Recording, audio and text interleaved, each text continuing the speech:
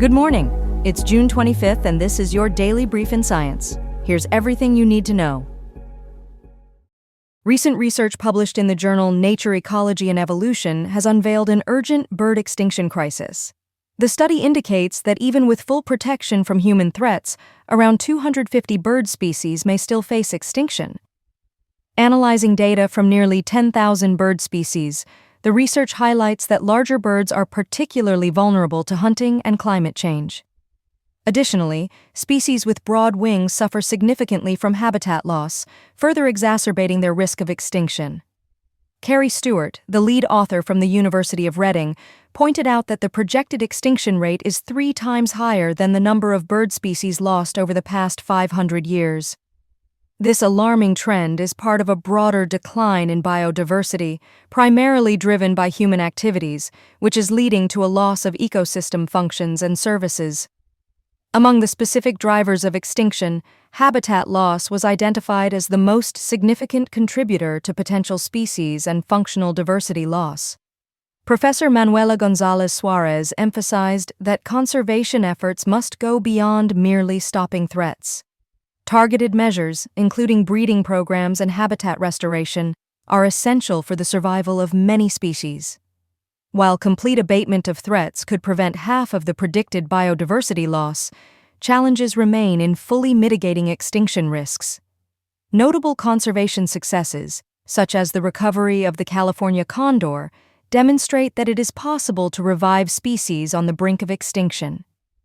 In the UK, habitat restoration initiatives have led to a resurgence of the bittern population, which had been extinct as a breeding bird since the 1870s.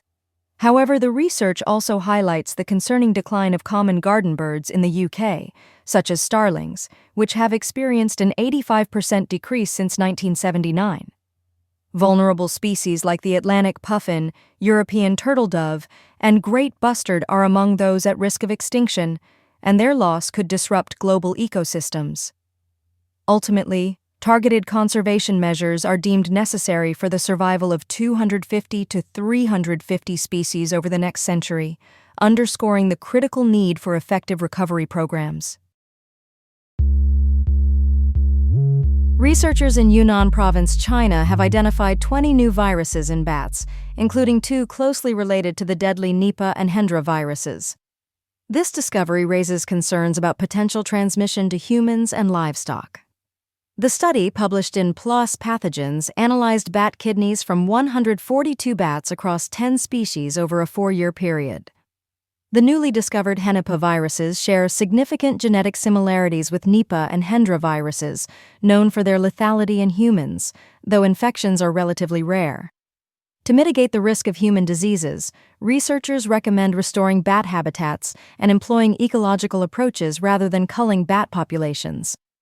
Protecting bat food sources is suggested as a way to reduce spillover risks while maintaining healthy bat populations and ecosystems. The authors emphasize the need for comprehensive microbial analyses to better assess spillover risks from bats, given the implications for public health.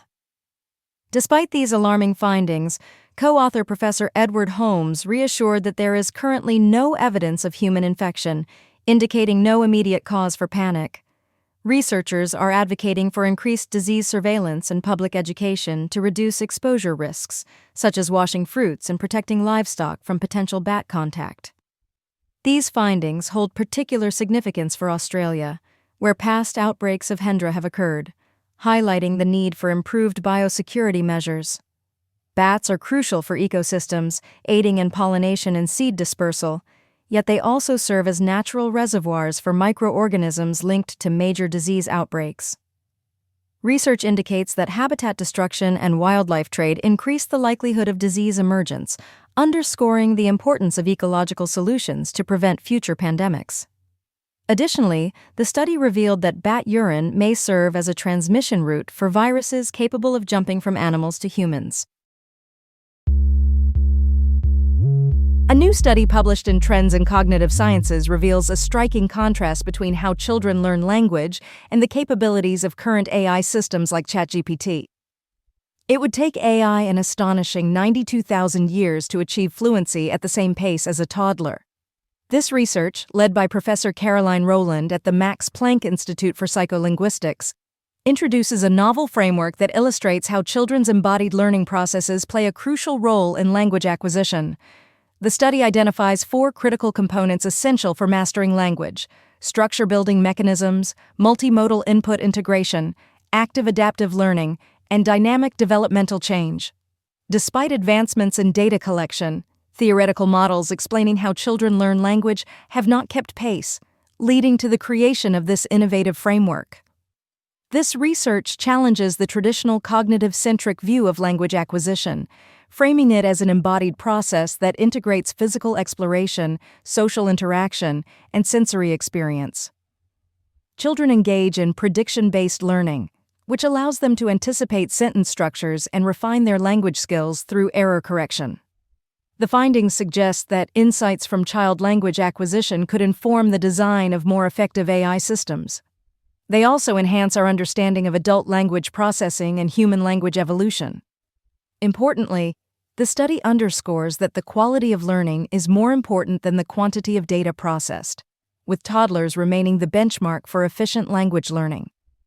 While current AI models need exposure to billions of words to perform at an adult level, children achieve complex grammatical understanding with significantly less input. The research suggests a need for AI systems to emulate the active learning processes observed in children, focusing on experiential learning rather than just data accumulation. Researchers at the Georgia Institute of Technology have made a groundbreaking discovery in the field of chemistry by achieving a +5 oxidation state for the lanthanide element praseodymium. This achievement is particularly significant as it is a feat that had been predicted since the 1890s, but had never been observed until now. The implications of this finding are substantial, as different oxidation states of an element can exhibit unique chemical and physical properties. This could lead to new applications across various fields, including advancements in rare earth mining, quantum technology, and the development of new electronic devices. Henry Pete Lapierre, the study's corresponding author and an associate professor at Georgia Tech, emphasized that discovering a new oxidation state can unlock new applications and technologies, drawing parallels to the impact of plutonium's discovery. The study, titled Praseodymium in the Formal +5 Oxidation State, was published in Nature Chemistry and involved collaboration with researchers from the University of Iowa and Washington State University. This breakthrough could revolutionize our understanding of lanthanides' chemical and physical properties, which are crucial for technologies such as medical imaging and electronics. Currently, the commercial use of lanthanides is primarily in the +3 oxidation state, which limits their magnetic and optical properties. The discovery addresses a long-standing mystery in the periodic table regarding the extraction and purification of rare earth elements, which are critical for modern technologies like smartphones and missiles. The research highlights the importance of improving the separation and recycling processes of lanthanides, especially given the increasing global demand for these elements, often found mixed together in minerals and difficult to mine efficiently. The study was supported by grants from the National Science Foundation and the U.S. Department of Energy, underscoring the potential impact of lanthanide research on technological development. As the demand for rare earth elements rises, enhancing their supply through improved separation methods will be crucial for meeting future technological needs.